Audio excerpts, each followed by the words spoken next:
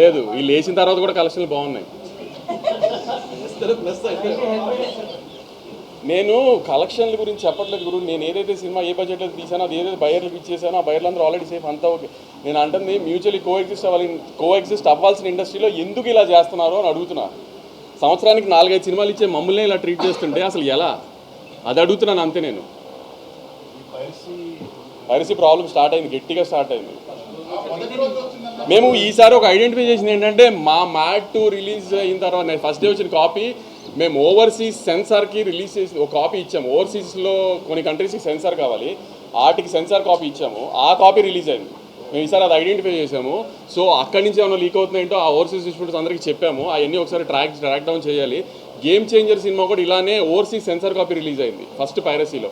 ఇవన్నీ ఒకసారి ఇప్పుడు ట్రాక్ డౌన్ చేయాలి, ఎక్కడెక్కడ లూప్ హోల్స్ ఉన్నాయో. ఈ 2 సినిమాల్లో ఇది అబ్జర్వ్ చేసాము, ఓవర్సీస్ సెన్సార్ కాపీ రిలీజ్ అవుతుందని. ఈసారి ఇప్పుడు ఓవర్సీస్కి సెన్సార్కి కాపీ ఇస్తున్నప్పుడు ఇంకా జాగ్రత్త పడాలి. అది ఆ డిస్ట్రిబ్యూటర్ అందరితో కూడా ప్రామినెంట్గా చూడాలి. మామూలుగా థియేటర్ కాపీ వస్తే దాన్ని ఇంకా చేయలేము, దాన్ని ఏం చేయాలి ఇప్పుడు చూడాలి. ఎందుకు సడన్గా ఇంత 2 months ఇంత ర్యాంపేజ్ లాగా వచ్చేసింది. యాక్చువల్లీ మొన్న సికందర్ అయితే మరీ అన్యాయంగా ముందు రోజు రాత్రి వచ్చేసింది. సో ఇట్లాంటి ఏంటో మరి సడన్గా ఇంత వచ్చింది, ఇదేంటో ఒకసారి మళ్ళీ గట్టిగా ఒకసారి దిల్ రాజు గారు మొన్న అదే చెప్పినట్టు ఒకసారి ఎఫ్డీసీతో కూర్చుని గవర్నమెంట్తో డిస్కస్ చేసి ఏదైనా చేయాలి హ్యూజ్ స్కేల్లో, లేకపోతే చాలా డ్యామేజ్ చేసేట్టు ఉంది ఫర్దర్గా వెళ్ళే కొద్ది. అవన్నీ సరిపోవు. ఇప్పుడు ఈటీవీ విన్ ఏదో చేశారంట, వాళ్ళ సినిమాని పైరసీ చేయలేకపోతున్నారంట. అదేంటో కనుక్కుని అలాంటి ఏదైనా ట్రై చేయాలి యాక్చువల్లీ ఏంటి అనేది.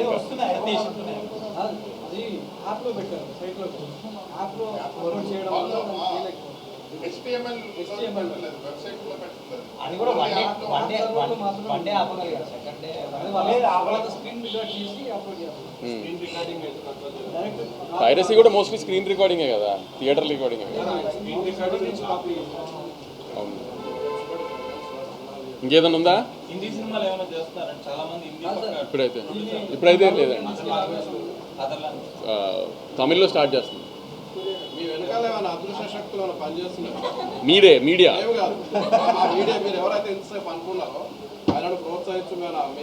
లేదు, అది చెప్పాను కదా, అదేం లేదు. అదేంటంటే ఆ చిన్నపిల్లల మనస్తత్వం, వాళ్ళు చేసింది కరెక్ట్ అని ప్రూవ్ చేసుకోవాలి జనానికి. అంటే ఫ్లూక్లో ఆడుతుంది కాబట్టి అనేస్తే ఒక మాట సరే ప్రూవ్ అయిపోద్ది కదా. ఫ్లూక్లో ఆడింది అంతే, కంటెంట్ లేకుండా. ఫ్లూక్లో ఆడడానికి పవన్ కళ్యాణ్ గారును మహేష్ బాబు గారును జూనియర్ ఎన్టీఆర్ గారు కలిసి చేశారు కదా ఆ సినిమా, అది ఫ్లూక్లో ఆడేసింది. అది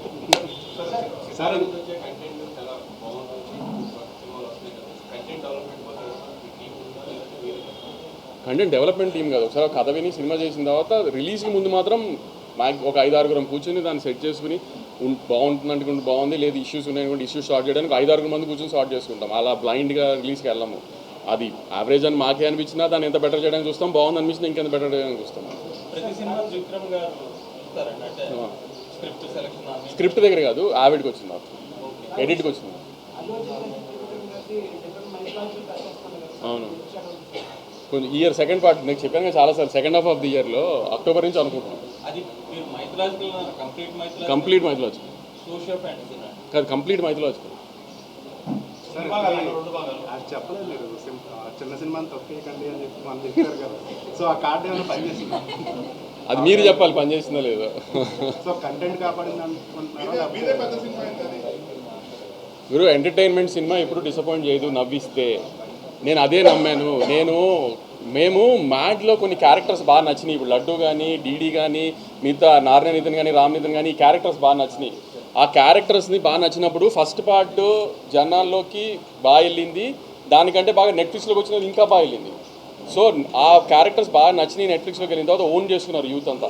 దాన్ని ఇంకొకసారి థియేటర్స్లో కొంచెం ఇంకా ఫన్ డోస్ పెంచి చూపిద్దాం అనుకున్నాం, అంతే తప్పితే ఒక మంచి కథ చెప్దాం అనుకోలే.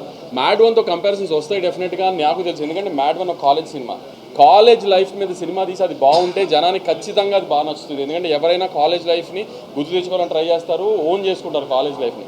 సో దాంతో కంపేర్ చేసుకోవద్దు. ఇది డిఫరెంట్. కాలేజ్ అయిపోయిన తర్వాత 4 కుర్రాళ్ళు కలిసి గోవాలో చేసే ఫన్ ఇది. సో దీనికి లాజిక్లు ఉండవు, ఏముండవు, గోవాలో చేసే ఫన్నే ఉంటుంది అని క్లియర్గా చెప్పాను. నేను అదే దాని మీదే స్టాండ్ అయ్యాను. ఆ ఫన్ వర్కౌట్ అయింది, జనాలు థియేటర్కి వచ్చి ఎంజాయ్ చేశారు అంతే.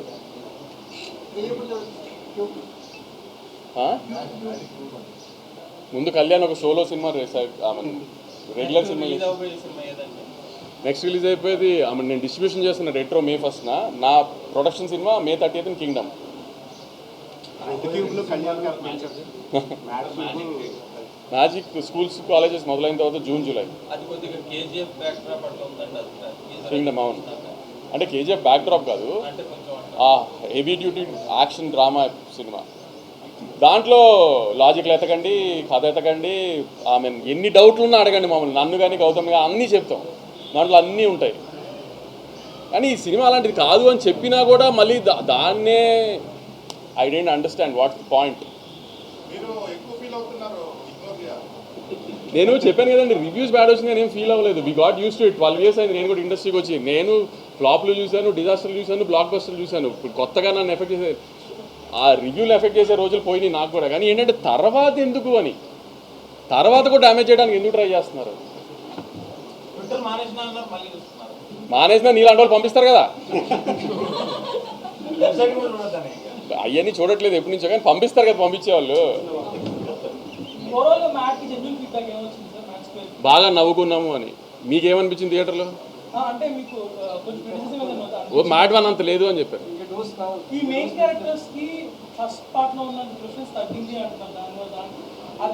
అంటే ఇప్పుడు నా ఫ్రెండ్ పెళ్ళి అయిపోయింది ఏదో కాన్సిక్వెన్స్ మూలాన వాడిని పాసిఫై చేయడానికి గోవా తీసుకెళ్ళినప్పుడు వాడి చుట్టూతో ఉంటుంది కదా జరిగేదంతా సో అందుకని వాడి చుట్టూతో ఉంది లడ్డూ చుట్టూతో ఉంది కాబట్టి వీళ్ళ ఇంపార్టెన్స్ కొంచెం తగ్గింది అది ప్లస్ ప్రాబ్లం ఇంకోటి వచ్చింది కాబట్టి అక్కడ ఇంకో క్యారెక్టర్ ఇంట్రడ్యూస్ అయింది సునీల్ గారి ద్వారా సో ఆయన మీద కొంచెం ఇంపార్టెన్స్ వెళ్ళింది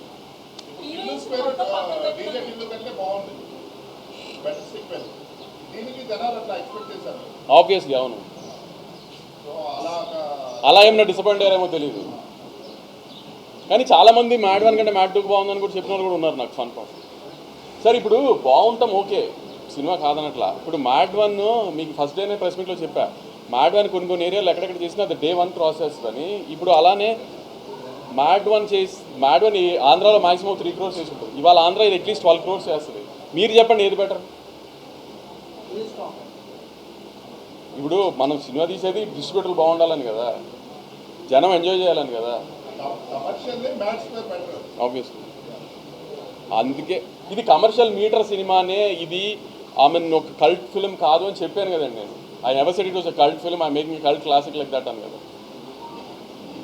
పోనీ reviews point of view lucky Bhaskar India అంతా ప్రేస్ చేసిన కల్ట్ ఫిల్మ్ కదా నేను ఛాలెంజ్ చేసే తప్పు పట్టుకుంటాను కదా పోనీ దాన్ని ఏమైనా అద్భుతంగా పొగిడారా పొగడలేదు కదా రివ్యూస్లో దాన్ని అద్భుతంగా ఏం పొగడలేదు కదా ఓకే మంచి సినిమా అన్నట్టుగా రాశారు ఏమైనా అద్భుతంగా పొగిడారా మరి ఏంటి బ్యారియర్ ఏంటి అసలు మీ బ్యారియర్ ఏంటి పోనీ అంటే మీ పర్సనల్ ఇంట్రెస్టే కదా అక్కడ కనబడుతుంది మీ పర్సనల్ ఒపీనియనే కదా అక్కడ కనబడుతుంది ఇండియా అంతా నచ్చింది 16 weeks నెట్ఫ్లిక్స్లో టాప్ 10లో ఉంది ఐ మీన్ లేటెస్ట్ రీచ్ అంటే 16 వారాలు ఇండియా అంతా చూసిన దానికంటే వాళ్ళందరి ఒపీనియన్ కంటే మీ ఒపీనియన్ కరెక్టా పోనీ మీరేమైనా నెత్తిన పెట్టి మోసారా మోయలేదు కదా దాన్ని కూడా మోయలేదు కదా పోనీ కల్ట్ సినిమాని మోయలేదు కదా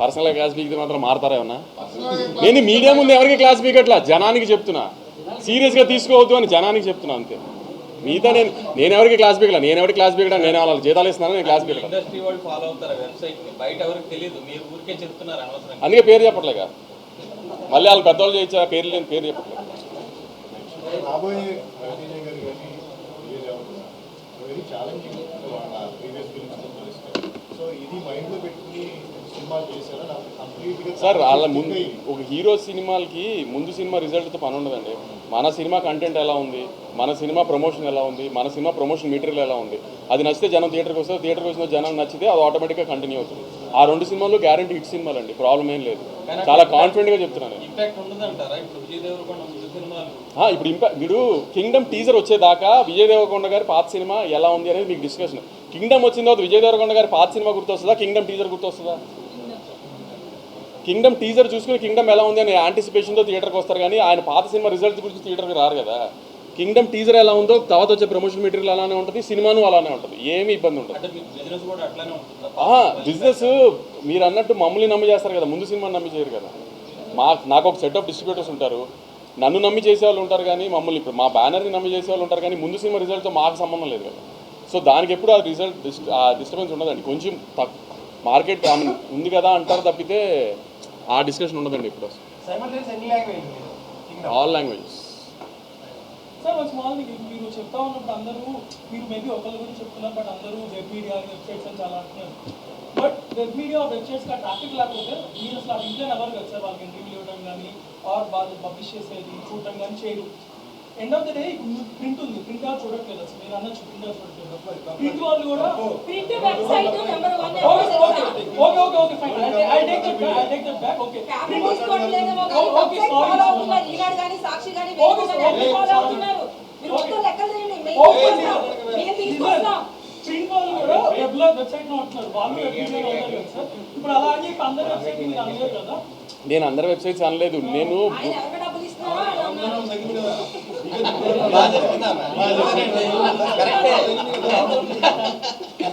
నేను ఒకరిని టార్గెట్ చేసి అనట్లా. నేను అంటుంది అంటే టీవీలో జర్నలైజ్ చేస్తున్నారు కదా దాని గురించి. ఆపేసి ఈ టాపిక్ వేరే దానికి వెళ్తుంది. ఓకే, ఆల్ ద బెస్ట్ అండి. చెప్పాల్సింది చెప్పేసారు కదా. ఉంటారు.